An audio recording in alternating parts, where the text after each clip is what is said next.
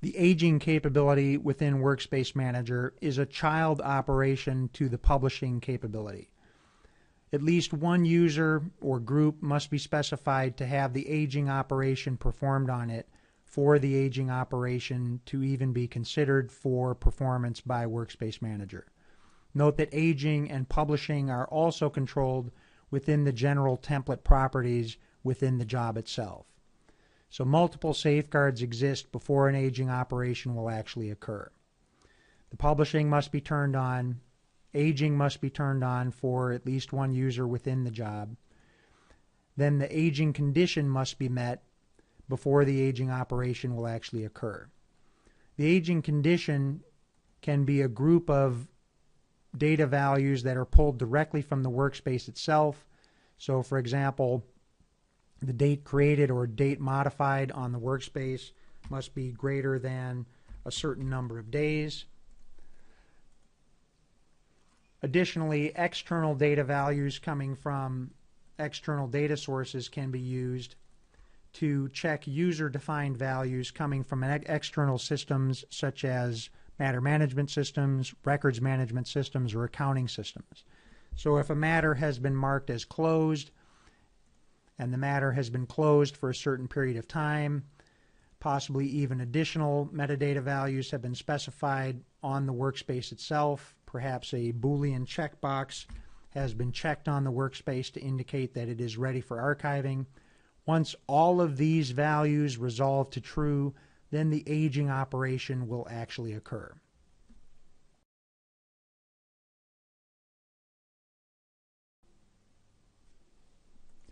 The aging operation on a Workspace Manager template workspace object will indicate which operations will actually be performed on a workspace if all of the aging conditions and all other prerequisites related to publishing and the template properties have been met. The aging operation can be as simple as removing shortcuts to the workspace wherever the workspace has been published. This can be used in alternative to the targeted deletion processes within categories to remove shortcuts in the entire category. The removing shortcuts of individual workspaces provides very fine control over removing the shortcut to a workspace in a specific category or My Matters container. Additional operations include the ability to copy content from one database to another.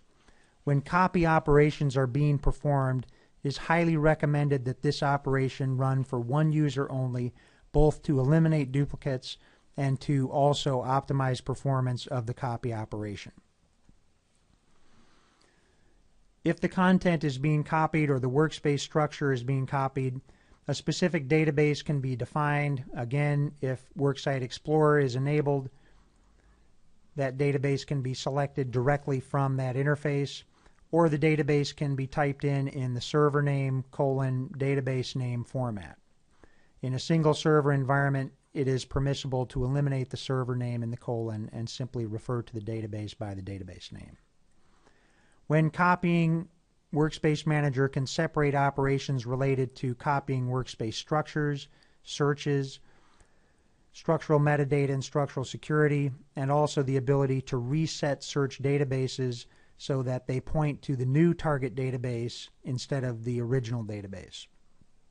Content can also be copied at the same time or separately from the structural copy operation. As part of a copy operation, email messages can be deduplicated based on their message ID values, and then shortcuts to documents in other databases can either be ignored, recreated as new shortcuts that point to the documents in the same target database. Note that if that target database is now the destination database for the copy operation, the shortcut will not be recreated but will be created as an actual link to the document in the local database. Or if the shortcut points to a document in a third database, that document can actually be pulled in as a physical copy into that target database. This operation is also useful in parallel workspace environments when performing archiving operations to pull in content from multiple databases into a single archive as a single operation. As part of the content copy operation in Workspace Manager Aging, we can also copy native search results, which are searches, documents that are in the same database as the search itself, foreign search results, which are documents in other databases. Note that searches can contain dynamic metadata values like user ID values.